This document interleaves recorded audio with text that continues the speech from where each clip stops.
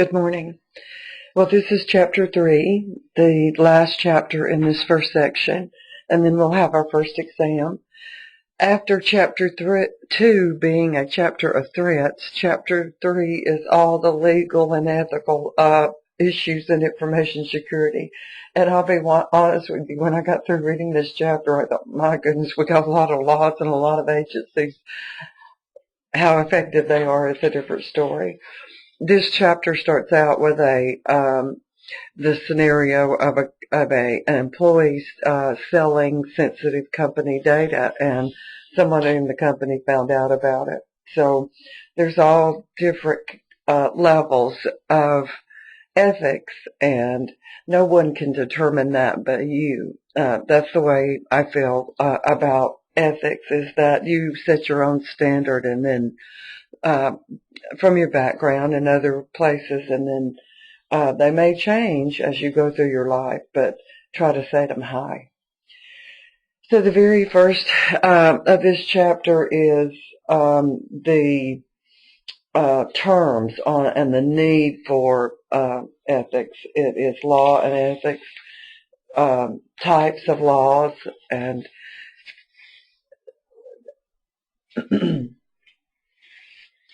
there is a page on 114 that if you have it, I wish you would read that in particular. And I'm going to go through the PowerPoint. But in 2002, Congress passed the Federal Information Security Management Act, which mandates that all federal agencies establish information security programs to protect their assets.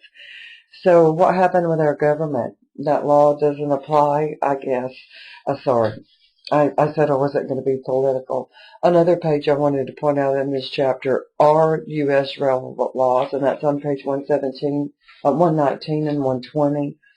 There's definitions of identity threat, privacy, all of those kinds of things as we go through this chapter. And then this chapter has a look at international laws, in England and Australia, and has a bunch of lists several international laws, since the internet did make us global. And then there's a scenario again on 133 of computer ethics, so it actually goes to 135. I've had this personally happen to me, so that's a couple of good pages. And then there's some organizations on 137, and I've looked up a few of these. ACM has been around for a long time, and a lot of colleges take students to their conferences and things like that. So there's an information and other companies there that work in the ethics area. Then there's some federal agencies. It lists Homeland Security and the U.S. Computer Emergency Readiness Team. That's part of the National Cybersecurity Center. So that was interesting to me to read that. And then there's a discussion on the civil service, the FBI, the Intra-Guard program, and then NSA. So this chapter is all about legal issues and ethics. And I'll stop the slideshow from time to time because I do have several websites to bring in on this chapter. So look at the relationship between the laws and the organizations, the difference between the laws and ethics. And I tried to say that there are 4 different kinds of laws in our country. There are civil law and criminal law. There's private law and public law, but that's not what ethics is. Ethics is a personal thing. And so how do you define right and wrong? National laws, and then the role of us, the role of culture. And we have a lot of laws. The thing is, whether the breakage of those laws gets punished or not, it's a different story. And the legal system, I hope you probably feel like I do. It takes too long to bring anybody to court, and then they spend millions of dollars, for a criminal like the guy who shot up the movie theater. Millions of dollars. It was obviously was, he was, guilty, but anyway, our legal system. So, the scope of a company that you might work in, and I have looked at some of Sneed's, and I'll show you those. And then our goal is to minimize the liabilities, right, and the risk. Laws, rules that mandate behavior and are enforced. And then ethics define social acceptable behavior. And people tell me, don't judge me till you walk in my shoes and all that kind of stuff, but we're a judgmental people, aren't we? Cultural attitudes, laws carry right, laws are enforceable, ethics are not, of course, but ethics are pretty enforceable up to a point by the people around you. The liability, restitution, due care, due diligence, the need for counsel. So, and I think you can understand those easy without me reading them to you. Due care says that organizations will act legally and ethically. Not knowing is not a defense in our country. The jurisdiction, and we understand that, right? Who has jurisdiction in the state and federal, sometimes go back and forth on that issue. The federal will issue a law, and the state may or may not adhere to it. All kinds of things between the state and local governments, and then governments is down to the county level and in our states. Applications of laws to those residing outside of the long arm. So when somebody does something, they can stretch past their jurisdiction, is basically what that says. Policies. These are set by the workplace. They're set by the laws are set by our government. Now, let me just look. What I did was I looked at Sneed's academic integrity policy.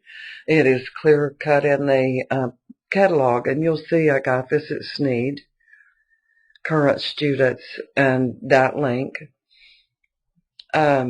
This one is, you may not have actually looked at this before, but this is part of the student handbook where all of the rules and regulations are set out. Some of them are federal, but the rules and regulations set out for you. If anything happens to you, go to the website first and read that thing. It's like this integrity thing tells you in the event that something like this happens, what the instructor should do and what you should do, the due process to the student, and that's what we just looked at. I have had lots of cheating, honestly, especially in online classes. And 146, a couple of friends will get together and split up the assignments and then share their files. And, the Office suite nowadays have ways that you can prove that. And I don't make a big deal out of it. In fact, the academic dean said to me last year, because a student went to him, he said, I really like the way you handle that. It was a learning experience rather than what did he call it? Corporal punishment. And I said, well, I always give them the benefit of the doubt. I don't call anybody unless I can prove it 100%. And a lot of times with the Office suite, I can prove it 100%. And then I give the students the opportunity to do it themselves and no repercussions. I don't treat them any differently. I don't treat them any differently in class. See, you don't get the learning if you don't do it yourself. It's kind of like words, line spacing. It's not readily apparent, and default is multiple line spacing. Well, if you want to start it out single, it's just the learning involved in those things. So anyway, there's our policy. And do you see this computer use infringement and file sharing? I've got it twice. That's called an acceptable use policy, and it sets out the things that you should not do in our labs. Some of them are government laws. I have, in fact, could have, in fact, sued a student for breaking this law in one of my classes, and I didn't because he was a student. I hope it was a learning experience for him, though, and that he'll never get it again, never do it again. This supercomputer authority is in Huntsville, and they provide the T1, T3 lines for all the educational facilities. If a teacher have never showed you that, let me show you. It's super. They tie all of us together.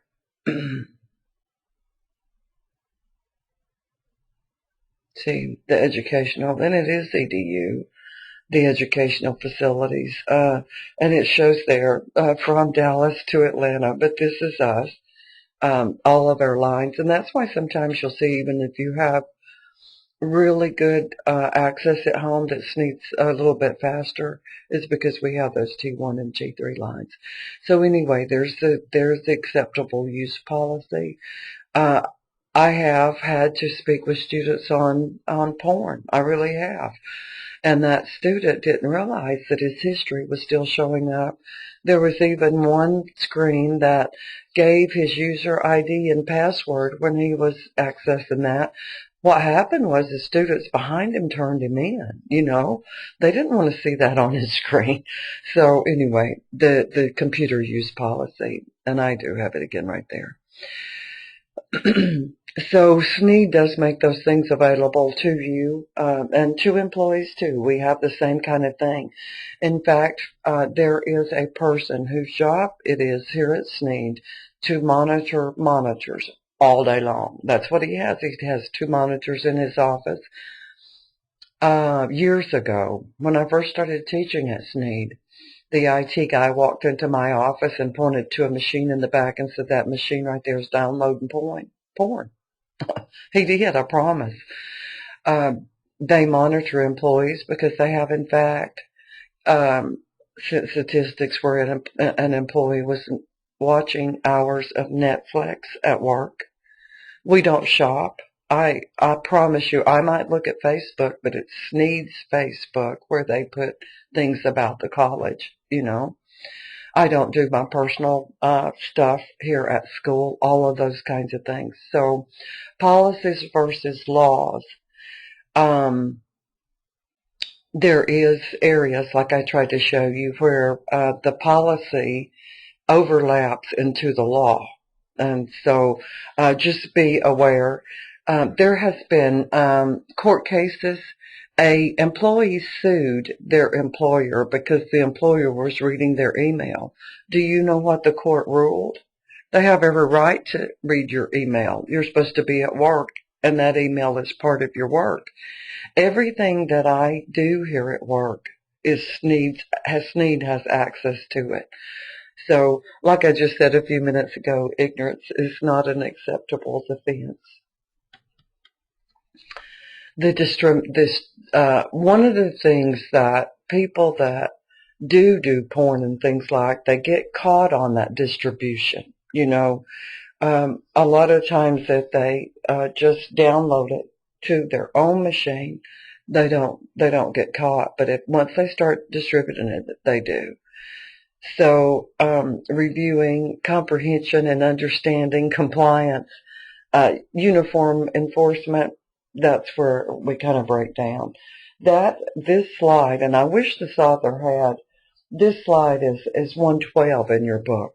The difference, trying to understand the difference between policy and law. And again, the types of law: civil, that governs the nations or the state; relationships, conflicts between organizations and people, and we have all kind of examples on that on TV, especially at the personal level. Criminal law, harmful to society, actively enforced. Somebody has to actually break let's see, for a law to be put into law, someone has to do something that others think is not right, and it, eventually will become a law. So those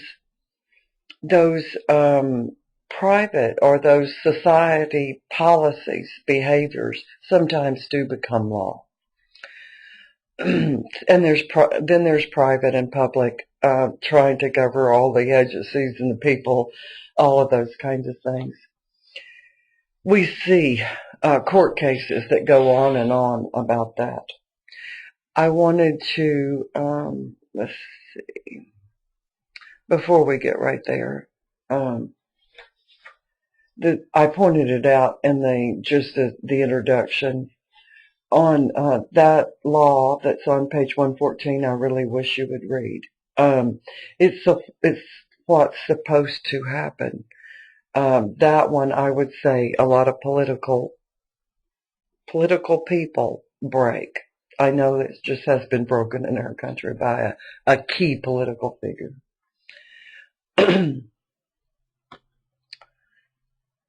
I've got relevant U.S. laws. The U.S. has really been a leader, especially in the internet. I remember when the little guy, and I can't remember again if he was from Singapore or Malaysia or somewhere like that.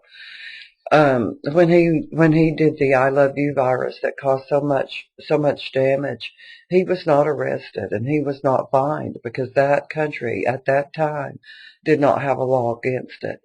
So the United States has really been a leader in security, in laws on the internet.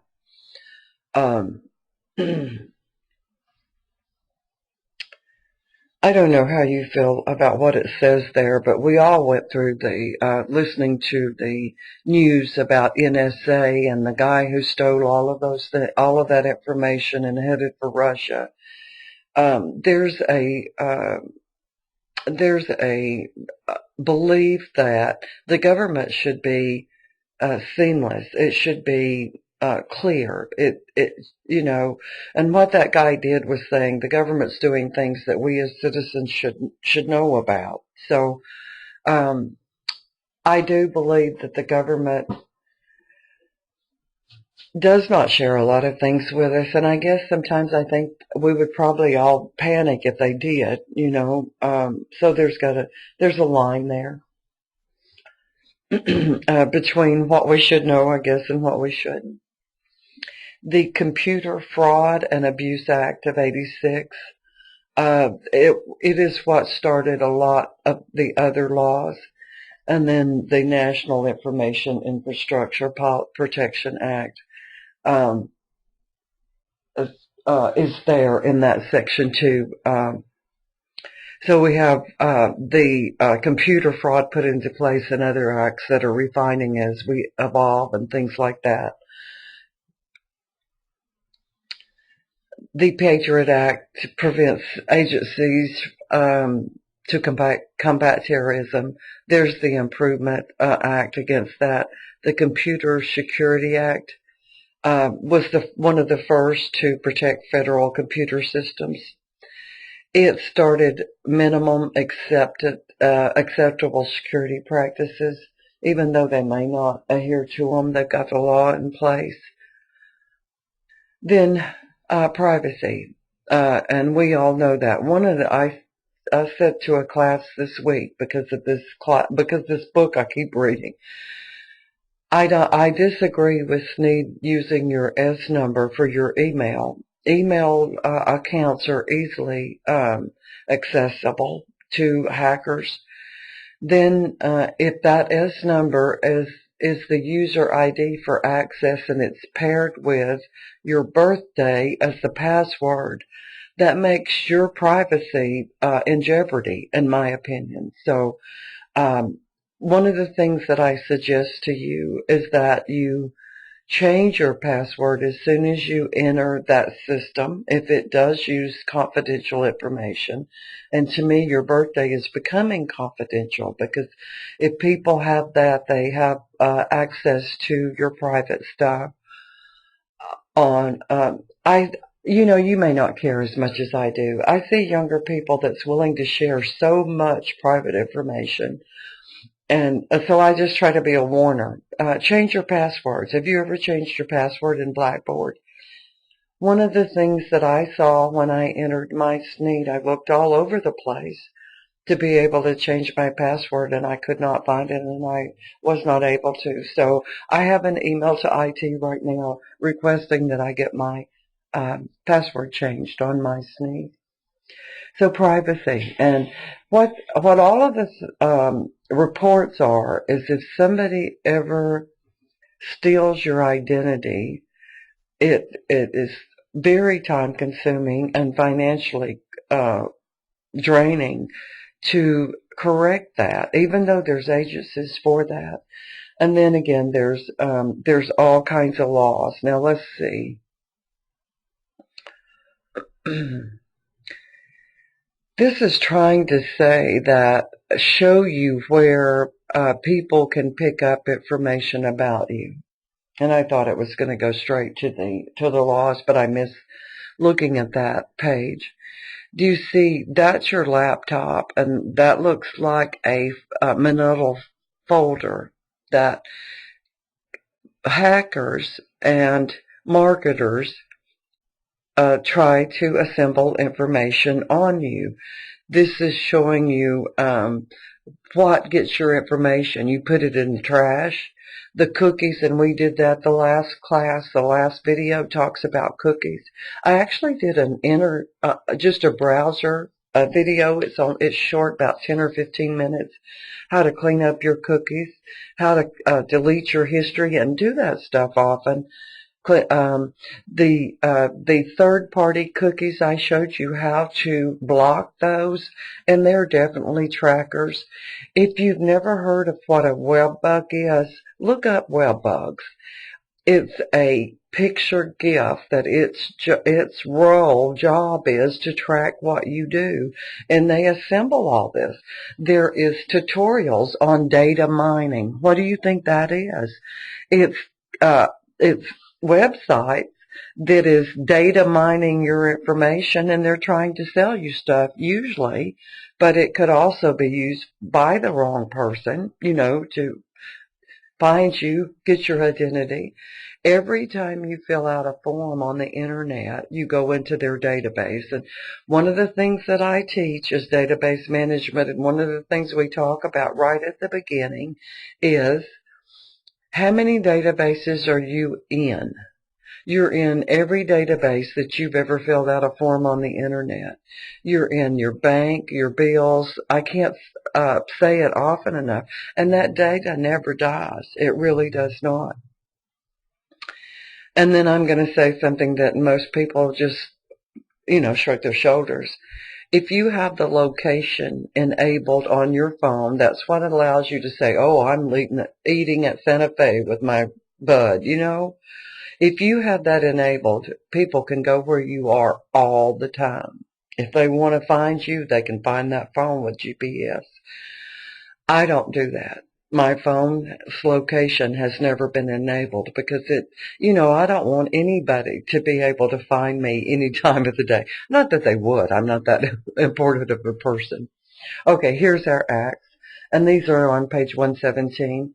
The customer information, privacy of customer information section. The Federal Privacy Act of 74. Does the Bureau of the Census, the National Archives, and I'm getting a little bit ahead because I'm trying to go from the book to the PowerPoint. Did you know the reason that our country can do genealogy so well is because of those 10-year census? I don't know when it actually started, but people used to every 10 years have to fill out where they lived, how much land they owned, how many kids they had, their spouse, how many kids they had, even how many cattle they had, and way back there, how many slaves they had. It's really out there on the census. One time when I was in Brazil, I was talking to an educator there, talking about that my daughter had tracked my family on both sides back to England and Ireland, and in fact, even generations back in those countries. And she said that could never happen in Brazil. They just don't have those kind of records. But somebody put all of those records online. So, um, the Bureau of the Census, that's what they do. The Comptroller General, the credit card reporting agencies. I tell this story. In 1979, I graduated from Auburn, and I went to work for NASA. And I didn't have any credit in my name, college student, right? So I went to my credit union and I borrowed $2,500. That's what they would let me borrow with just my signature. Then I went to Sears and got a credit card, and Penny's and got a credit card. I charged things on those cards and paid them right back, and I charged that loan off early. That was enough credit for me to be able to buy a house by myself as a young person, and a woman at that. When I look at my credit report, and there's 3 major credit agencies in the United States, I am not going to Google them, because when you do, they start sending stuff to you. I hate that part of them. But banks, when you do loans, or cars, when you try all that kind of stuff, they look up your credit report. And you can get a copy of your own credit report from all 3 of those agencies. Atlanta's agency is a close one geographically to us. When I get my credit card report, those credit cards in 1979 are still there.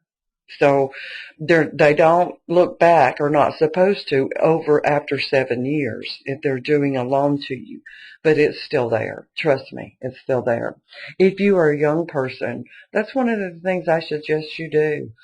Start establishing your own credit, and then get your credit card report so you can see what's out there against you. There are discussions, the Electronic Communications Privacy Act, health insurance portability, financial services, all of those things are on 117. And what they do. On 119 that I just pointed out, let's see if they give us, there's my identity theft. Just be careful. When I get junk mail, I have this bag I put it in. And I have a way at my house to burn that stuff in a metal barrel so it can't get out and burn and start a fire. I burn it. I never put it in the trash. People do dumpster diving, they say, and that's one of the ways that they can rip off your identity. The Federal Trade Commission oversees that. There's a fraud and related. My bank is really good about, if all of a sudden I start charging in another geographic, in another area, they'll call me sometimes and say, "Is that you?" And I say yes. So I really am proud of my bank. They're diligently in trying to cut down on fraud and identity theft. Report it to, if you think someone has done that, report it to one of the 3 national credit card reporting agencies, as I just said, and you can find those. Order your credit card reports. Create a report at FTC. Document all calls and all that. That means keep a copy of it. And not just that, be careful to not let it happen. Be careful about not just throwing your address in the trash. Be careful when you charge things, and when there has been identities stolen. Let me see if this goes into, and I may just stop. There have been identities stolen in restaurants where, using the charge card. I'm just going to pause for a minute. Do you see, just a quick Google says that 9.9 million people are a victim of identity theft, and there's all kinds of information about identity theft online.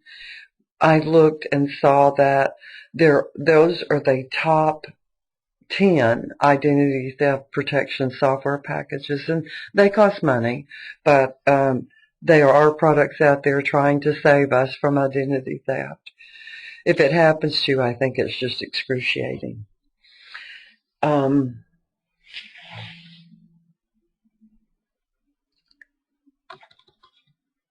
Sorry, I was trying to go along.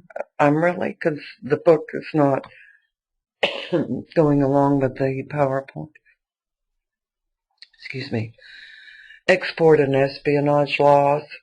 The Security and Freedom Through Encryption Act.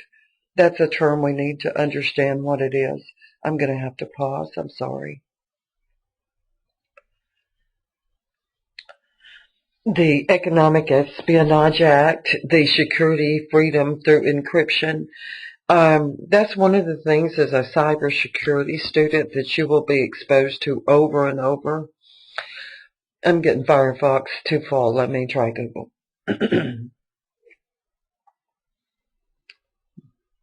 Not if it's going to take a long time to load. This is in other places of our book, but encryption is something that we want to learn how it's done. We want to learn the types of encryption, how they work. There's encryption is the process of making recognizable data into unrecognizable, unreadable data, so that when information is put across the internet, it cannot be intercepted and broken. In the last chapter, we saw that the longer your password, the harder it is for someone to decode that password.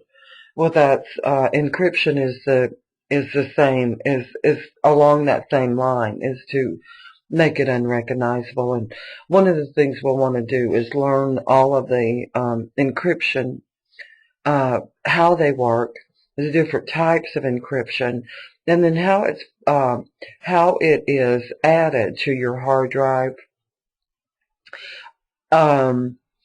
Sensitive emails. One of the things that they go through when they're traveling is that encryption. So there's all kinds of information. Again, this company right here, Simonac, is one of the leaders on the internet for encryption. So let me go back. Enforce the right to sell in the logarithms. What happens is the keys, and that's the translator. There'll be hidden private keys and hidden keys, and that's what actually translates it from a crypted message into an unencrypted message. So, laws again. I'm not going to try to read them all. Let's see. What I was trying to find a few minutes ago with this particular page, but yeah, it's on 123. What I was looking for in this PowerPoint, and they didn't actually put it, is the laws that are on page 119 and 120. And these are they're spoken of in the book, but there's a table that gives you the area that, whether it's a criminal law or copyright law or privacy law, and then the law itself is in a column, the date that it was issued, and what it actually did. So those are, be sure to read across those. They're not in the PowerPoint, so you'll have to look those out in your book. But it just gives you a good table look at the laws that are in place right now, for all of the different things that this chapter covers, the legal issues that we face. Identity theft then starts on 121. I'm just bad to want to go to the internet.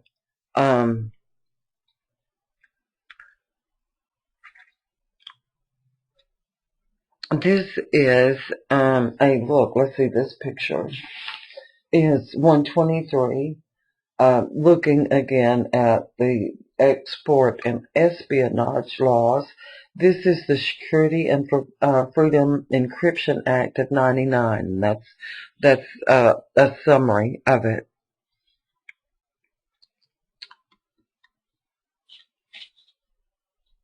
There is a table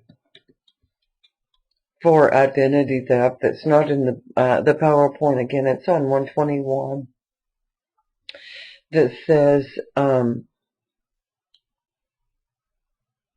this is by type of theft from 2012, the last statistics that they had before this book was printed. And it has the type of identity theft. Credit card victims, bank victims, and other type victims setting up a new account for a bank, the personal information. So this gives you the number of victims. It's just like 16.5 million people that have been reported victims of theft. And honestly, I'm not sure you would recover financially, depending on how bad it was. Export and espionage, security and Freedom through Encryption Act. That begins on 122. Now, here, U.S. copy. The U.S. copyright law, there's financial reporting in this section, Freedom of Information Act, the Data Security Standards Act, copyright laws, intellectual property. We even have this on our syllabus now. Intellectual property is anything that you create with your mind. It can be a picture, that you drew. It can be a poem. It can be a photograph that you took. Anything that's created by your mind. The internet now, when you publish something on the internet, it is published. It is copyrighted when it's published. That used to not be the case. We do have a copyright agency. They don't say anything more about that. It used to cost my brother's a poet, was in his younger days, and he copyrighted 2 books. Well, at that time it cost us like $75 or $150 to get those books copyrighted with a copyright office. We had to pay a lawyer to do that. Now, if you create a web page and you publish it, you put it on a web server, it's copyrighted. The thing that may happen, though, is that you may have to prove that it actually belongs to you. This doesn't, but let me show you something that I've just seen in the years of teaching web development. It's called a poor man's copyright. And there's a process to that. If you created something, you could mail it to yourself, and that proved that was your copyright. Whether or not that poor man's copyright would stand up in court, is a different story. But if you do have intellectual property, you can register it with a copyright office. That takes a process. You can do a poor man's copyright for music or whatever. If you're not going to do anything and you create something, then at least do a poor man's copyright. That thing on our syllabus says that anything that you create here at Sneed belongs to you. I want to tell you something. I couldn't prove it. But back when I was in Auburn, we had a assignment to create a research paper, but not really a research paper. It was supposed to be about us or a important thing that happened in our life. And I wrote the story about when I almost died with my appendix rupturing and how they almost couldn't keep my dad out of the operating room. And when I left that day, the teacher told me that was a really good story. And do you know, I almost seen the exact thing later in a published document. I'm not saying she took it. I'm just saying you have to be careful with copyrights in your own intellectual property. Financial reporting. Companies are supposed to do that. And you see fraud all the time. You see people stealing from their governments that are, in local and city and county governments. Not too many years ago, the community college overseer, the chancellor he's called, stole millions of dollars from the community college system. Millions. Him and several of his friends. Millions. He only got a few years in jail. They did sell he had, I can't name them all, but he had built houses in like 5 different locations in the mountains and on the beach. And he was from Eufaula, Alabama. What's that little town close to Auburn? Anyway, that's where he was from. He was close to Auburn because he was president of that community college down there before he got to be chancellor. So it happens. One of the transparent, financial reporting should be transparent. It should be traceable back to the record. All the community colleges every 10 years have a group of people come in and go over their books, beginning to end. And then they either say they're good or they're not. Auburn and different colleges have gotten fines because they didn't do things exactly the way Sachs told them to do. So financial reporting is important. Freedom of Information Act, access to federal records within a limit. They're supposed to disclose it. NSA and all those do not. Some information is protected because it is felt that it is for the total common good more than one person, and that's what that's supposed to say. That it's the sum of the good for everyone outweighs an individual's good.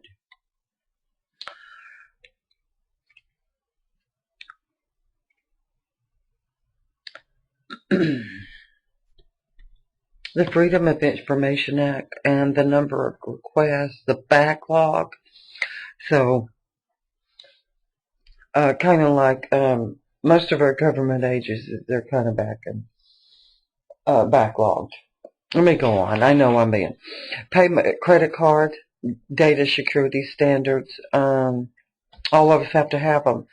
State and federal regulations. Let's see. Let me see if there's. Let me break this down to what we're supposed to do for network security. This is on page 125. Build and maintain secure networks and systems. Install and maintain firewall configurations. Do not use system defaults for vendor supplied defaults for password and other security parameters. Protect stored credit card data. Encrypt the transmission of that data across networks. Maintain vulnerability management systems. Implement strong access control measures. Regularly monitor and test networks. Now, that's test questions. Be sure you look at 125 at the bottom there. That's the kind of thing that we're charged with as cybersecurity students and certified employees. International and legal bodies. 127. It does speak to the UK. The UK, Britain has been a leader too in security. Britain has been a leader in programming and things like that. I followed several people from Britain over the years, and especially in Excel. There's one guy over there. And when I was working on my dissertation, there was lots of input from England, lots of input from Australia, and that's the two companies that are listed on 127. England and Australia. And then the Council of Europe is there. They have a convention on cybercrime, and so they've done a lot of work too.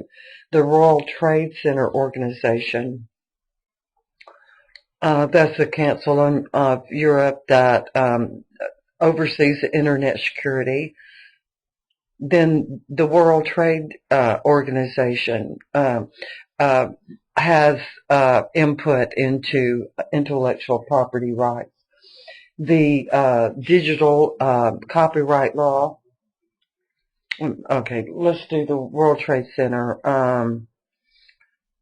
Basic principles of trading, international intellectual property, enforcement of it, settling disputes, transitional. Okay, then the Millennium Copyright Law, protections for copyright, trademarks, privacy infringements. Now there's copyright is the copyright of that work, whatever it is. A trademark is a symbol that represents a company, so you can't make a trademark like another company, exactly like another company has. All kinds of laws, all kinds of things with trademarks. And when I first started teaching web, for example, there was lots of lawsuits. Someone bought the URL juliaroberts.com, and she sued, and the judge agreed with her. So she got her name back for a website. There was all kinds of things, court cases being tried back in those days. When you take web, one of the things I always ask is it legal to link to other sites? It's so easy to do when you learn how to do it, but is it legal to do that? So lots of things, lots of copyright laws and other things come into play in web development. That's 207 in the spring. Information ethics and information security. 129, the differences of cost across cultures, and you know that there's lots of differences. On page 130, there's the 10 commandments of computer ethics. Don't use a computer to harm other people. Don't interfere with other people's computer work. I think it's cute. Don't snoop around. Shoulder surfing, we saw that term in chapter 2. It's when you're surfing the internet and somebody's looking over your shoulder. So the top 10 commandments of how to use your computer for good and not bad.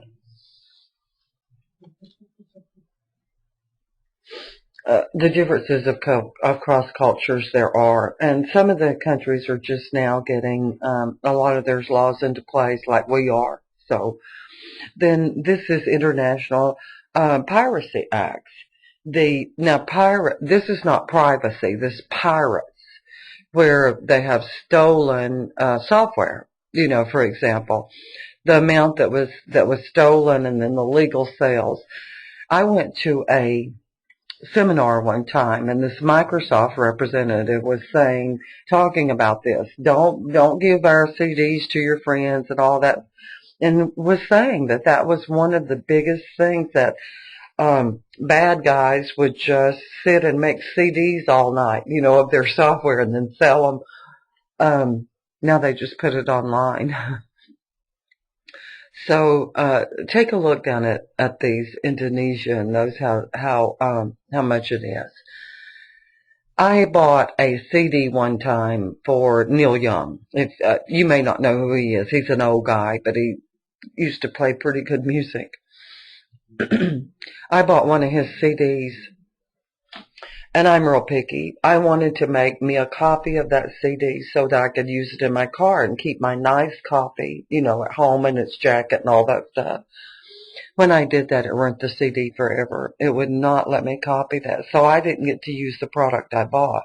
It made me mad, and that's why a lot of, they used to do a lot of things with CDs to prevent that. That's why Napster happened, if you remember that. Napster was the guy who invented peer-to-peer on the internet so that there was not a client and a server. There was no access. Everybody just was on equal footing so that you could just go anywhere and download all the music and stuff that you had not paid for. Well, you think, well, I've heard students say that. I want to be able to download anything I want to. I should be able to. But somebody created that, and they think they should be able to the profits for that. So there's a line there. What happens is a lot of the companies that do educational type software, they will let other companies.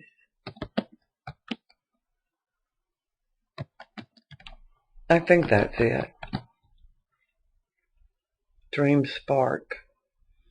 It is a agreement with Microsoft, and Sneed is part of this agreement that you can download software. See, there's academic initiatives. Let's see. See, upgrade to Windows 10 for free, and you don't want to do that if you have Windows 7.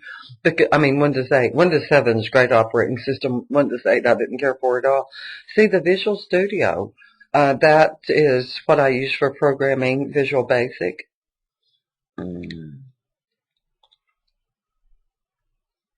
Let's look at the software catalog. I wasn't sure where to go because I don't do it much myself.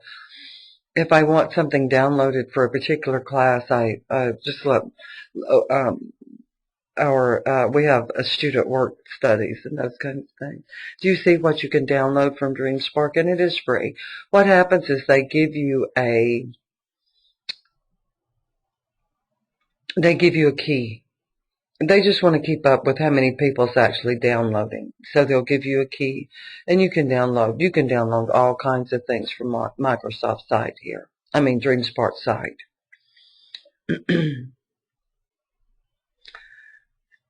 Have we all, right? You see that notice when you start watching a movie?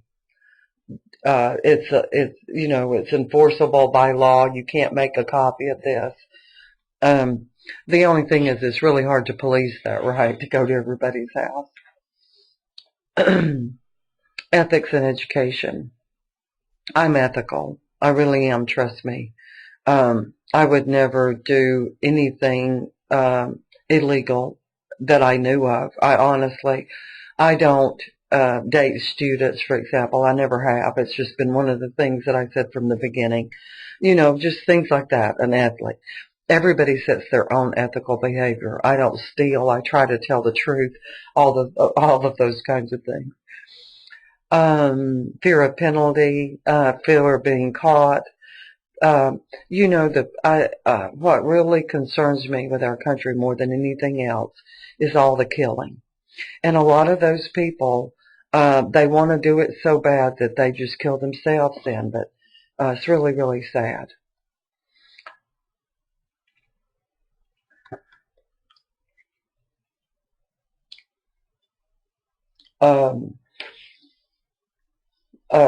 That piracy is on 131, copying things, software and CDs and music that you shouldn't.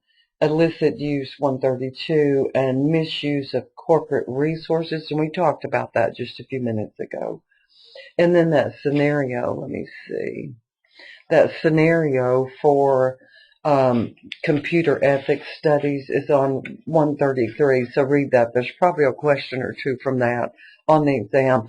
What I do is I take the book's recommended test questions, and a lot of times they're too picky for me. I massage them and put them, and then I do my own, so question and answer type exam. Ethics and professional organizations, codes of conduct, and that's what that's all about. Here are the organizations. If you are a computer student, I joined ACM long time ago. It's not just ethics of security professionals. It's lots of other things that ACM does. Information Controls and Audits, Information Systems Security Association. That was when I went ahead and did their site. That's so many.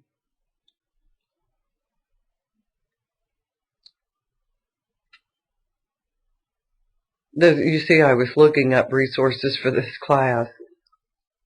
There's ACM, and it really does do more than just ethics. There's a lot to ACM. If you're new into computers, that might be a organization that you would join. There's information there, jobs, all kinds of things they do. Like I said, they do a conference. They have contests where students can send in their code or create web pages, all kinds of things. It's a good organization.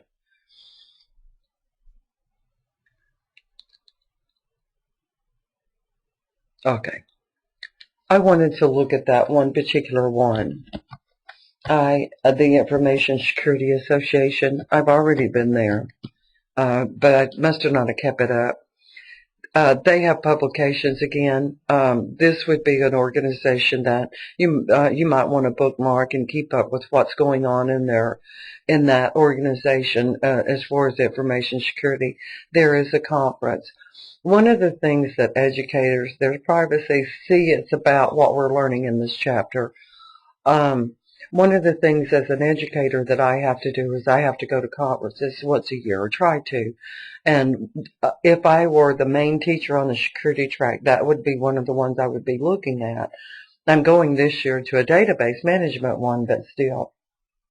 So when we're looking here, all kinds of organizations in this chapter, and then last is information security organizations trying to help companies and people secure their systems, their information, their data. ACM, there's just so much to it, I can't say it enough. Lots going on with ACM. The International Security Consortium, I've not been able to look at it in detail, but I'm going to because was introduced to it in this book. There's a little bit of information about it in the book, just manages information on security, administers and evaluates examinations. So that's one of the companies that does certifications on security. And then SANS is the protection. So at the beginning of this chapter, we had all of the laws on things that if you broke them, and now we have all of these organizations that are there for cybersecurity. As a cybersecurity student, you would want to become as familiar with them as you could, what they do, what they offer a company, as far as conferences and publications, resources to secure your systems. Auditing and controlling that company tries to ensure the code of ethics. The ISSA, that's what we just looked at, promotes ethics similar to the other organizations. The Department of Homeland Security, we think of them as trying to work in the airports, but they do more than that.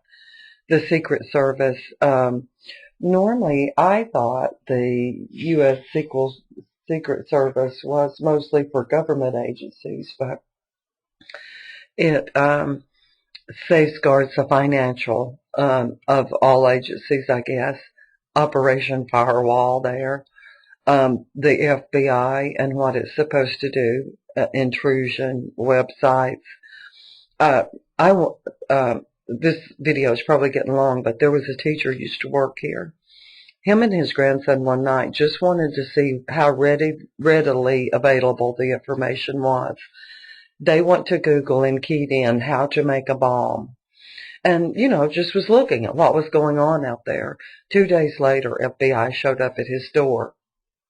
And they did convince FBI that they didn't download any of that. They're not going to make a bomb. They just wanted to know how much information was out there about making one. They still got on the list of people to watch, though. So be careful. Be careful with that. They do come. The FBI's most wanted list, the cyber most wanted. I've got to look at that. I'll do it after the video, though. NSA, again, responsible for keeping the government's information secure. As we know, it can be hacked, and it can be copied after it's hacked. There is another table beginning on page 139 that gives the department and what that department's supposed to do, and it has the whole list. That it begins with the Federal Emergency Management Association. You know, they step in kinds of disaster relief. Transportation is in there. The Immigration Services of the United States, the Coast Guard's there. So all kind of government bodies that are there in that table that is for our protection. It doesn't put it here. It doesn't. On page 141, there's the United States Computer Emergency Readiness Team Organization, and it's a National Cybersecurity and Communications Center that gives a look at what they do. Let's see. They provide the mechanism to report phishing attacks, malware attacks on that site. Maybe I just passed over it. I am trying to. I don't. It's right before the sequel, so I don't see that. But be sure to look at that organization too as we go. I-C3, and it's not here. I didn't see it. Okay, I want to do I3C.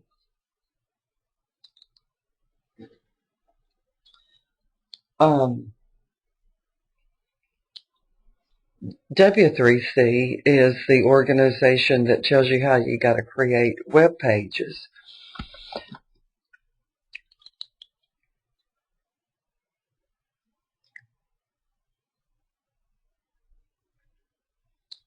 This is on 144, and it's part of that National InfraGard Agency. But this organization is the one you file the complaint with. It's the Internet Crimes Complaint.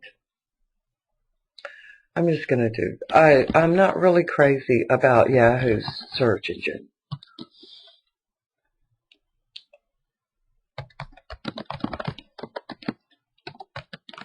Complaint Center. Okay, that's it. So this organization is the organization that you can file a complaint with. Cyber intrusion is what, cybersecurity is its focus. That's another organization that you might want to bookmark. Where's my bookmark thing? Oh, sorry. Okay. That organization would be a good organization to just check out, see what they do. Now, after going through this, let me get back to Blackboard.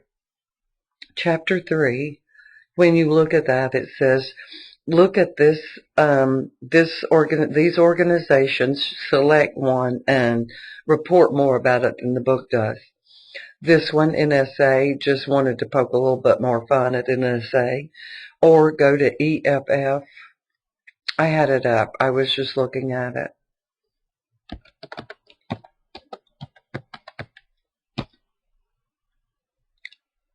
And find out what they do. Okay, they're getting all kinds of awards. Now, having said that, I'm going to go back and change this so that you can select any topic out of that chapter learn more about it than the book states, and then turn it in. And that's really what all of my assignments are. Not hard. It's just asking you to read the book, to look at the PowerPoint, and to learn a little bit more than what we're giving you just out of the book. Thank you. I hope you have a great weekend.